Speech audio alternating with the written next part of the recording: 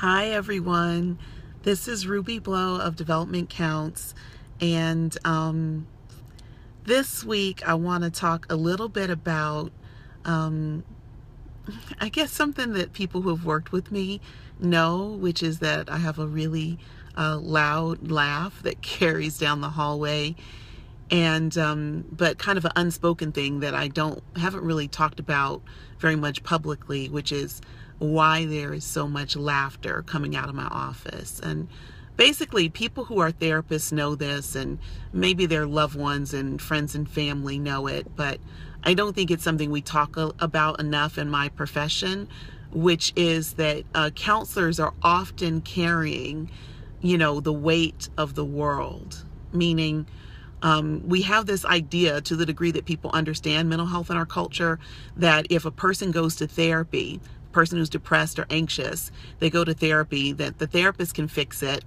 and then everything's going to be okay. And the truth is, hey Yolanda, if you're still there, can you let me know if you can hear me? Because I'm not sure if my audio is coming through. So the truth is that even though I believe in therapy and I know that therapy is helpful to people, I also know that therapy is not always successful. Thank you, Yolanda. And it doesn't always fix everything. And so what can happen is there's a tremendous amount of pressure on the therapist to fix someone's life. I think it's ironic that Lanya Van Zant, who I think is a life coach, has a show called Lanya Fix My Life, because I think that's what people are expecting when they come to therapy, is that the therapist is going to fix it. And the reality is that people have to fix their own lives. And what we are doing as clinicians is that we're trying to create the safe space and help provide some tools and some guidance and some heart and some wisdom to help people find their way. And yesterday I was asked the question by one of the counselors that I mentor, what is the therapist's responsibility in a crisis? And it made me think about all of the challenges that people face who are trying to help save someone's life who is depressed, or help improve someone's life who is anxious, or help make sense of someone's life who is psychotic, and the tremendous responsibility that comes with working in the profession, and how, to a certain degree, once you enter the profession, depending on the setting you work in, you may never actually be off of work, and you may never actually be on vacation, because there's always the potential for you to get a crisis call, or for you to be consulting on a crisis, or for you to get a word of an abuse case or situation that you have to report and follow through to completion, or figure out if there's a legal obligation to report to police, or determine if someone who made a homicidal statement really meant it, and you've got to try to intervene to protect someone or to protect that person. And so I think the dirty little secret, if you will, in therapy or amongst the therapist community is the idea that somehow we can hold back individually and even collectively the tremendous wave of mental health challenges that our culture is facing.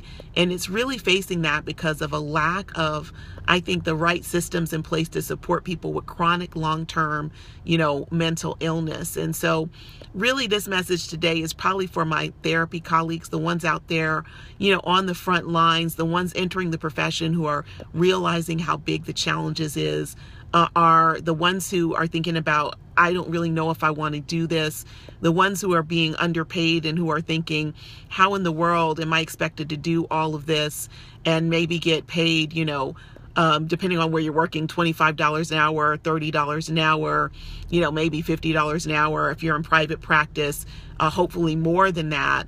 And you're charging a rate to try to quantify what it means to help someone else help themselves and potentially save their lives. And I just want to encourage you that one of the ways to try to manage the so-called weight of the world is to not try to do it alone, to make sure that you have supportive communities, that you have other clinicians and peers that you are friends with, that you consult with, that you go to, that you have people who are friends of yours who are not therapists, that you do things that are just for fun, that you find the levity and laughter where you can, that you take time to take care of your heart, because you will be exposed to all kinds of traumatic stories, and vicarious trauma is very real among helping professionals who know how challenged our systems are to carry the weight of the world, so to speak.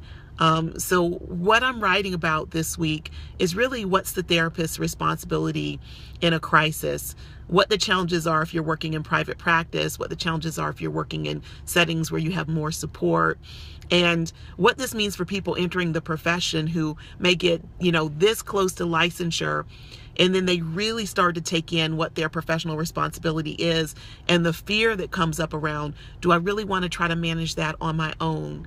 Do I really want to be responsible for basically whether or not someone lives or dies? And that's what it can feel like sometimes.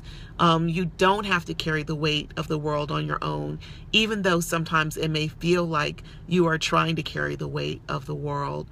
Laughter is medicine. So those who can sometimes are in my office space and they hear the laughter coming down the hallway, I'm certainly not laughing at the client stories. Generally what I'm doing is I'm creating levity. I'm creating stress reduction around the space of professional development. So those who sometimes feel like they're carrying the weight of the world know that it's okay to take time to laugh. It's okay to take time for fun. It's okay to not always be serious. One of the characteristics that people who are close to me know is that I, in fact, am very silly and I love to laugh. I'm not on here to make jokes today. Today, I just want to say to all of you fellow therapists and mental health professionals and social service professionals, keep doing what you can do to serve others, but make sure that you have people around you in your life that support you and that make you laugh, and that when you need respite, when you need a break from all of the serious things in life, that there are people and places that you can go to for comfort and for solace. All right, so if you are not signed up for my weekly e-blast, you can do that at developmentcounts.com. It's a very therapist-specific topic this week, but as many of you know, I talk about all kinds of things.